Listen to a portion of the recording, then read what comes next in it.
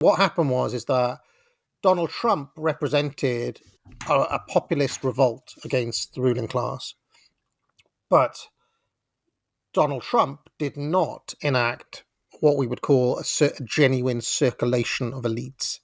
That is, he did not replace the old ruling class, who are his enemies, with his friends.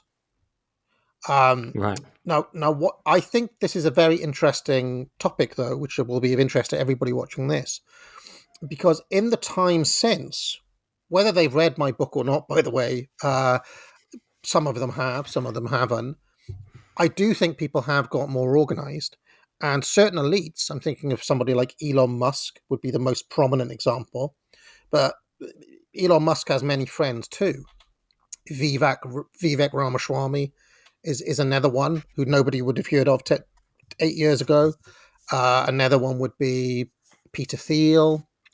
Tucker Carlson has kind of gone rogue, has he not? And I think he's part of this network too. There are people like Douglas McGregor, who was a high-ranking official, in the Gulf War. He is increasingly outspoken now.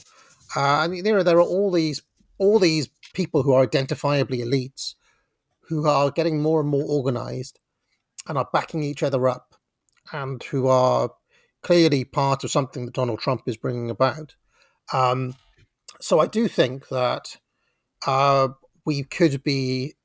This is speculative. I don't have hard proof, but it feels like we are in the process of a new set of elites, at least asserting themselves within the power structure. Elon Musk and Peter Thiel are particularly interesting characters because they are connected to the US security apparatus and therefore have some leverage over them. Thiel with his company Palantir, and Musk obviously with his space stuff, SpaceX, yeah. So, and this is something that Moscow and Pareto do talk about, where if you have a kind of new social class emerge, an easiest example would be the industrialists in the 19th century, right? When the industrialists emerged as a genuine kind of power faction, it didn't take long for them to start asserting themselves in the actual ruling class. The repeal of the Corn Laws being the kind of symbol of all of that, and the doctrine of laissez-faire. But really what that was the industrialists saying, listen, we're here now. And the aristocracy of that time, the old lords and the old, the royalty and all of those guys, they had to make a settlement with that. They had to decide, well, how we're gonna just resist these industrialists, or are we gonna bring them in?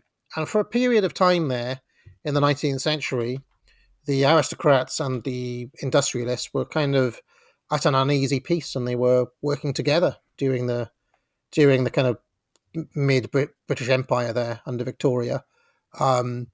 So it's certainly possible that you get these dislocations, and I think Thiel and Musk and these kind of big tech entrepreneur billionaires are an identifiably new class of power broker in America and in Britain and in the West in general, who are clearly aligning themselves against the old structure.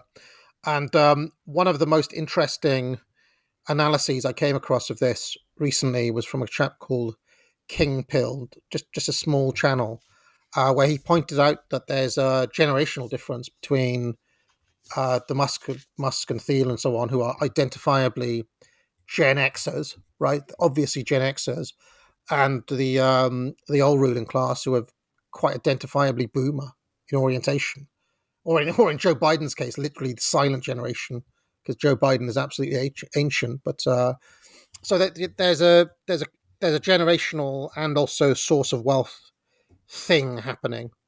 So it's possible that this time, when Trump comes back, we will actually see a bigger change than what we did before. Who knows, though? Time will tell. Yeah.